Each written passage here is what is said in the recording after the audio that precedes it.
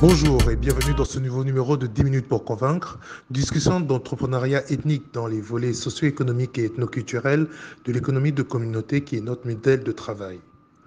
Aujourd'hui, nous recevons Djibril Ndiaye, qui est aussi appelé Ngaïndé pour son petit nom, qui est enseignant à l'UCAD qui dépend de l'université Cheikh Anta Diop de Dakar.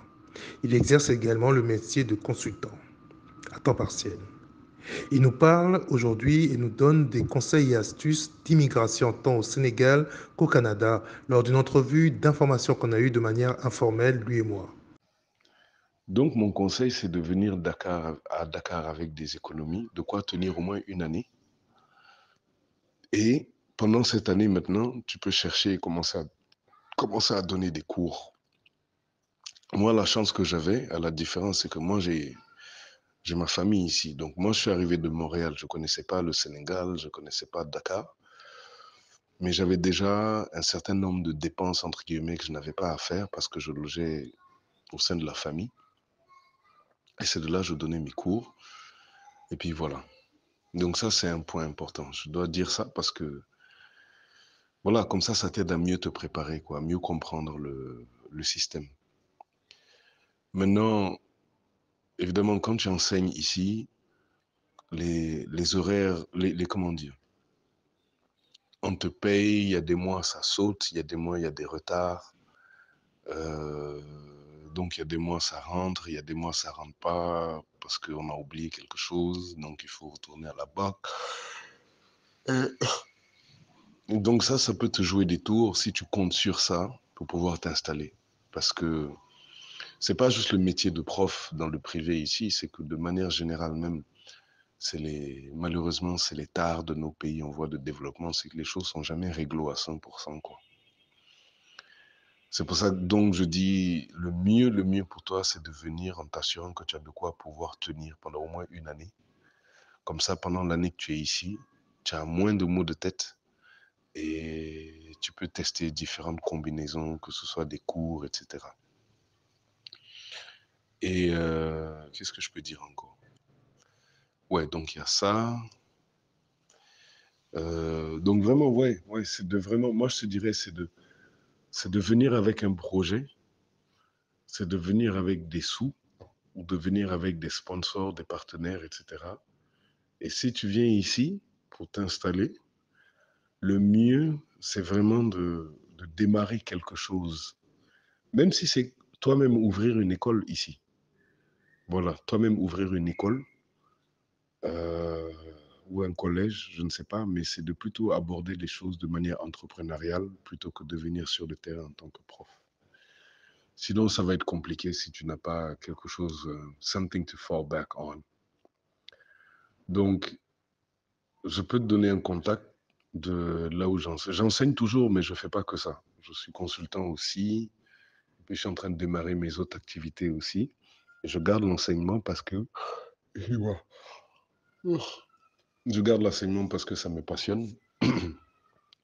Mais Dieu merci, je ne vis pas que de ça. Sinon, ça va être chaud, quoi.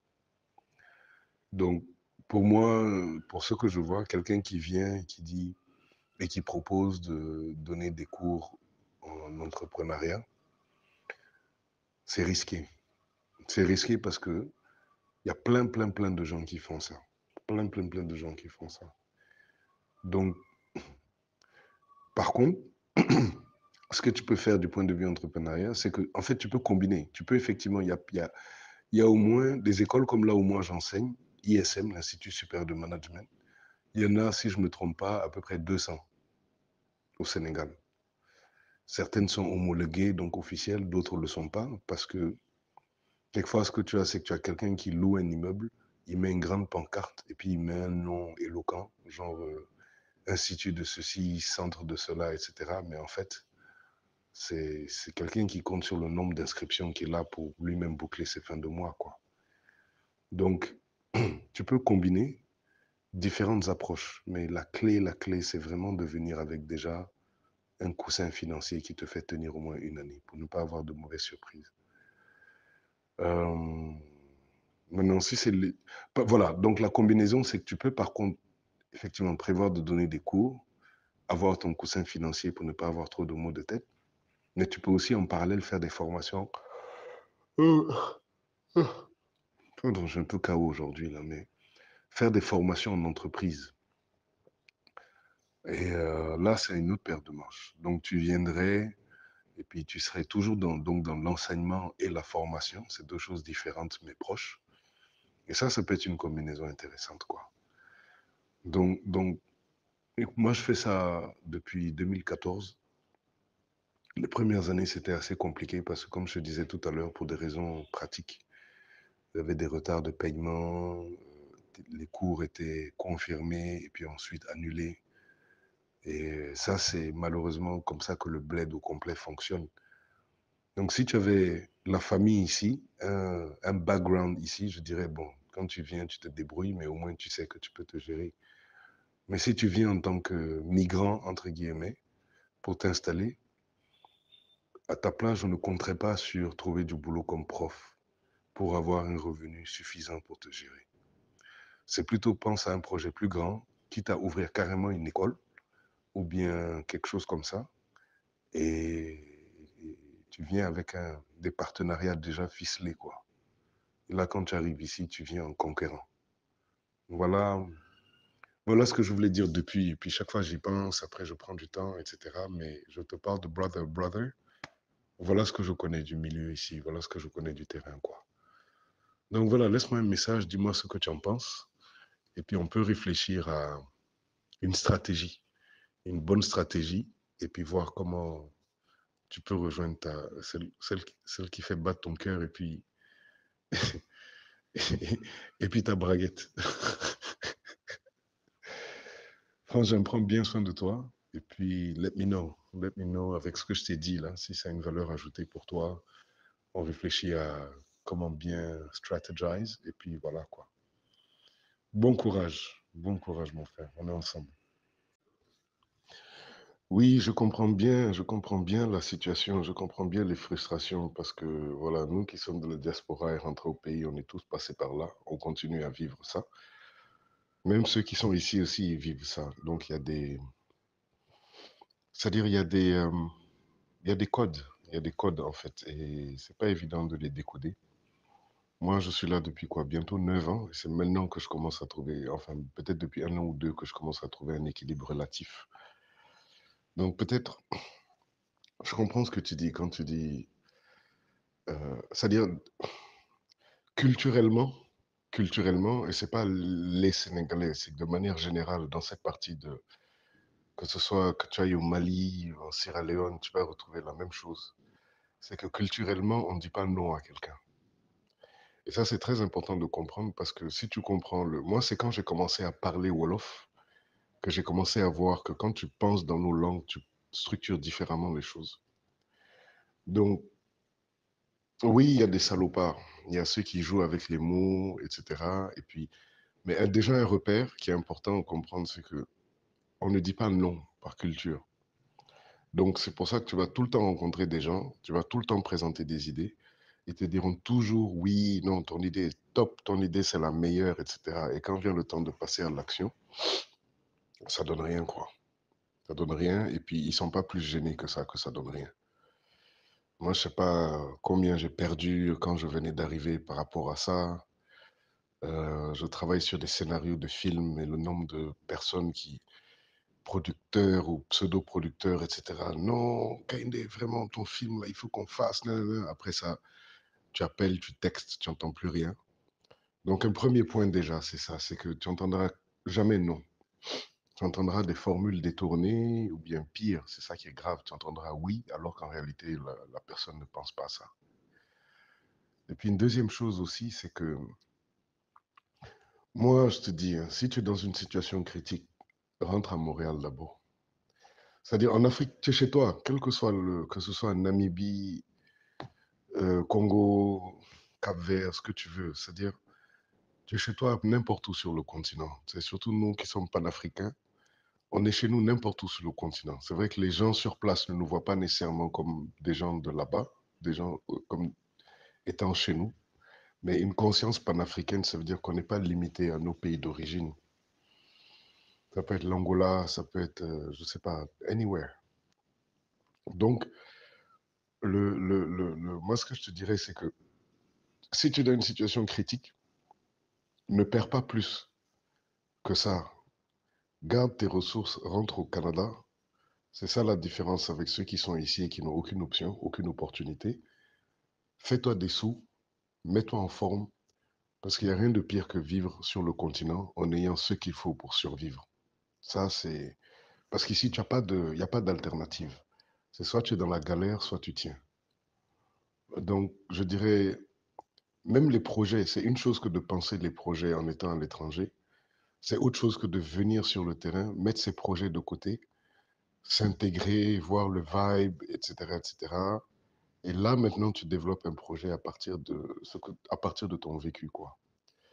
Parce que même moi, quand je suis arrivé ici, j'avais plein d'idées et toute une vision de comment je veux faire les choses et tout ça. Mais ça correspondait pas. Ça correspondait pas. C'est-à-dire que théoriquement, ça marchait bien, mais surtout si c'est des projets d'affaires, donc il y a de l'argent en jeu. Non, man. Je pense qu'il faut que tu mettes de côté tes projets pour le temps de t'acclimater à la réalité locale. Et de là, les idées de projets vont émerger à partir de ton vécu sur le terrain, quoi.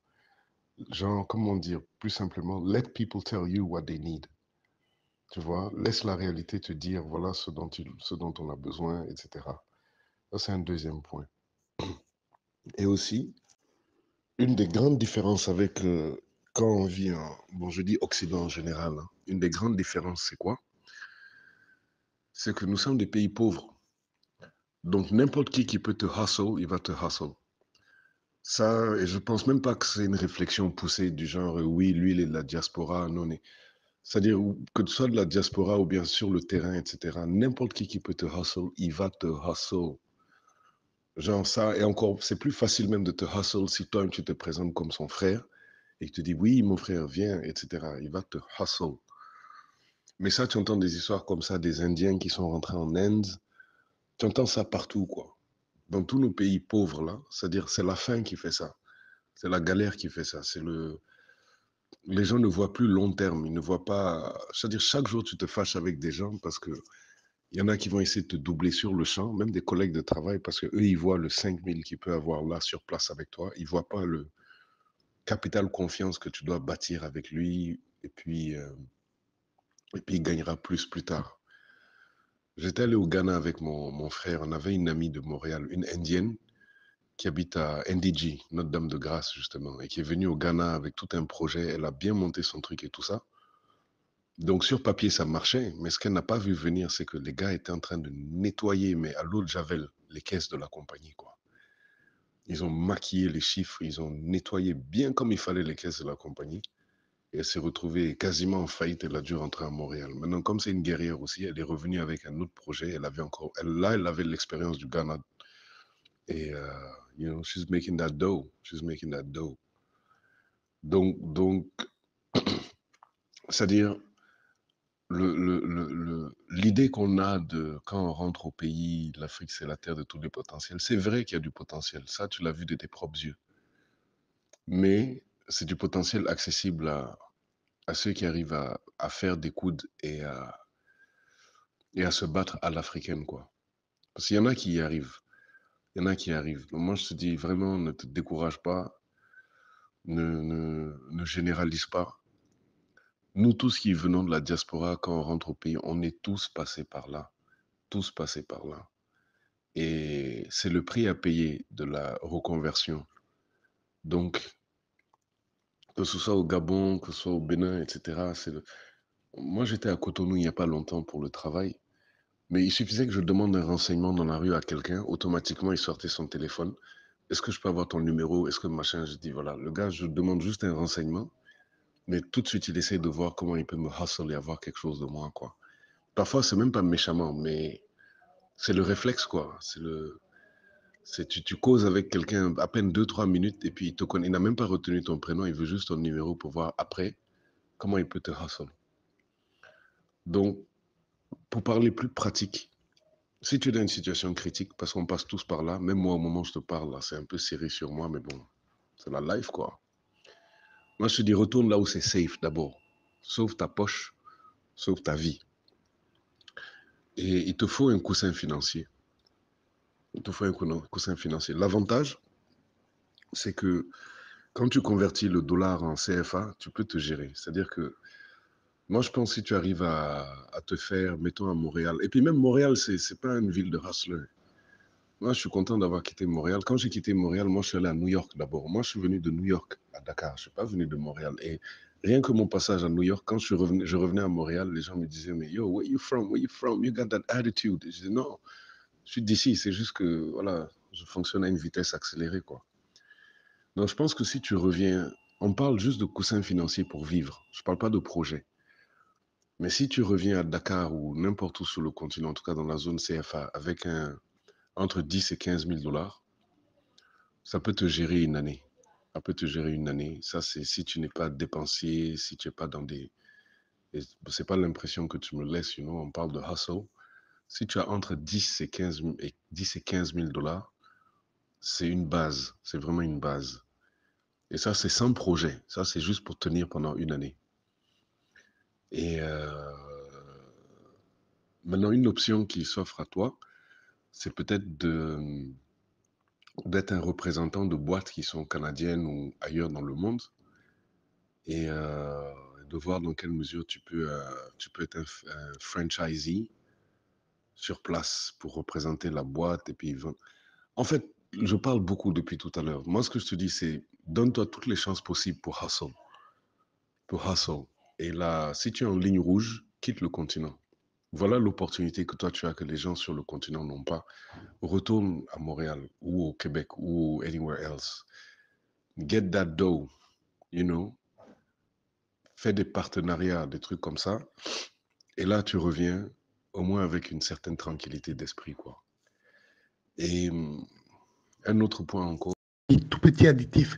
J'hésitais à vraiment rentrer à Montréal parce qu'il y a quelques temps aussi, quand je galérais, je disais je vais rentrer au Canada, mais je visais l'Alberta parce que c'est déjà une zone anglophone et qu'il y a beaucoup plus de potentiel. Toronto, j'évite parce que les prix sont devenus démesurément chers à cause de l'inflation que apportent les Asiatiques. Ottawa, j'aime moins parce que c'est une ville un peu endormie et je sais qu'il faudra forcément passer par l'administratif au niveau affaires. C'est pas trop ça. Donc je voulais tenter l'Alberta, mais j'évite de partir trop à l'inconnu, hein, comme tu dis, à l'aventure, quoi, comme ce que j'ai fait en Afrique. Donc c'est ça, le risque était important. Or, Montréal aussi, le système francophone, le fait de limiter les gens par rapport à des critères qui n'ont rien à voir avec leurs compétences, ça m'a fatigué. Pendant 15 ans, j'ai vraiment galéré dans ces systèmes-là. En France, c'était autre chose aussi. Et j'ai un peu envie de repartir vers le pragmatisme anglophone. Et comme tu dis, toi, tu as été aguerri à New York avant de pouvoir faire tes armes en Afrique. Et c'est ça, j'aimerais un peu quitter le système un peu conservateur et très ciel de glace qui est montréalais, français en général, pour aller vers des sphères où on dit you do the job and that is quoi. Donc c'est ça. Et c'est ça pour quand je visais l'Alberta. Mais c'est ça, je vais vraiment réfléchir, mûrir ce que tu m'as dit, voir comment je peux refaire un projet éventuellement de retour. Parce que franchement, là, je me suis fait rosser vraiment proprement par l'Afrique dans ma tentative de retour initiale, quoi. C'est ça. Non, j'ai bien compris, Frangin, effectivement. Même moi, je suis content qu'on ait une autre échange comme ça par voice message. Et moi aussi, je dirais pas le mot de la fin parce qu'on peut continuer à échanger là-dessus, bien sûr, mais tu sais, moi, quelque chose que j'ai commencé depuis que je vis ici, que je ne faisais pas à Montréal, tu sais, moi, je suis dans les arts martiaux. Je pratique, j'apprends, j'enseigne. D'ailleurs, aujourd'hui, j'étais avec mes élèves. Et tu sais, je parle de ça parce que tous les gens qui te disent non, mais il faut rester, bats-toi, etc. Tu sais, ça a l'air bien, mais ils parlent théoriquement. Parce que ce soit un combat en arts martiaux ou toute forme de compétition, on ne va pas en compétition sans l'entraînement et la préparation qu'il faut. Sinon, tu passes même pas les qualifications pour aller en compétition. Donc moi, en tant que combattant, c'est ce que je te dis. C'est que si tu veux vraiment aller en compétition, alors tu dois t'entraîner, t'entraîner, te préparer au combat et ensuite aller en compétition. Sinon, tu passeras même pas les qualifications. Voilà. Je pense que derrière cette image-là, tu comprends le message que j'essaie de partager avec toi. Donc, continue ton entraînement. Vu qu'on t'a donné des coups déjà, tu as vu comment l'adversaire te frappe, tu as vu ses jeux de jambes, tu as vu ses techniques. Et encore même là, c'était quelques combats dans une grande compétition. Donc, pourquoi est-ce que deux combattants se saluent à la fin d'un combat? C'est parce que chacun sait que l'autre lui a permis de s'améliorer en lui montrant ses points faibles. Donc, ce que je ne voudrais pas, c'est que tu sois amer par rapport à notre continent. Le plus tôt tu as vu ces saletés, ces détournements, etc. Et le plus tôt, et le mieux c'est pour toi parce que maintenant tu sais à quoi ton adversaire ressemble. Tu sais comment il se bat contre toi. Tu sais comment il bluffe. Tu connais son jeu de jambes. Tu as compris comment ça marche. Donc ça te permet de mieux t'entraîner pour préparer la compétition. Et tu reviens en guéri et puis tu te bats et tu remportes ta médaille. Voilà comment ça marche. Merci Frangin. Merci moi aussi de l'opportunité de parler vrai. Et puis, voilà, voilà, tiens-moi au courant comment ça évolue. Et puis fuck Montréal, quoi. Tu as Vancouver, je sais pas, tu as Saint John, ou comment on dit, Saint-Jean, non, Saint John, c'est quoi, Halifax, c'est le deuxième pays le plus grand au monde. Donc, tu n'es vraiment pas obligé de rester coincé à manger de la poutine, quoi, franchement. En tout cas, merci, Frangin. Vraiment, ça me fait plaisir aussi. Accroche-toi et puis donne-moi des nouvelles, quoi. Allez, au combat maintenant. Ciao. Voilà, nous remercions Djibril Ndiaye de nous avoir partagé un peu sa connaissance du milieu à la fois de Dakar et un peu de Montréal. C'est vrai que le style est vraiment très informel, hein. C'est vraiment une discussion qu'on a eue à titre d'amis et de personnes qui ont fait Montréal. Donc c'est vrai que je l'ai pris un peu par surprise. Il était tard après sa journée de travail, donc d'où justement il s'excusait de sa fatigue et des nombreux moments où il a dû vraiment prendre sur lui pour répondre à mes questions par message interposé. Vraiment, je le remercie infiniment, et non seulement pour son temps, sa disponibilité, et surtout pour l'effort qu'il a fait malgré sa grande fatigue de donner des éléments très, très, très pertinents par rapport à la question que je posais, par rapport à l'immigration, le retour en Afrique auquel beaucoup de gens rêvent, mais qui ne se passe pas forcément de la très ou voir pas meilleure façon, mais en tout cas d'une façon enfin qui est satisfaisante pour de part et d'autre, que ce soit pour les peuples qui accueillent et pour ceux qui mettent leurs rêves à vouloir donner leur contribution au continent. Donc nous en sommes là. On aura l'occasion de reparler dans les prochains épisodes de 10 minutes pour convaincre et d'aborder d'autres thèmes. Donc merci encore à Monsieur Djibril Ndiaye et bonne continuation à tous. Bye bye.